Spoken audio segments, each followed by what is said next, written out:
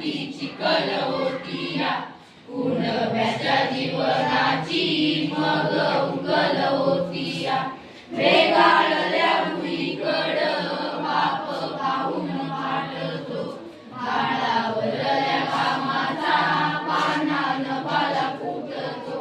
हाता पायाला चिखल बाप कामामध्ये ओला पीक पाहून शिवारी नवा काकऱ्याचा आला बाप आरोळी मारता काना रडत उठतो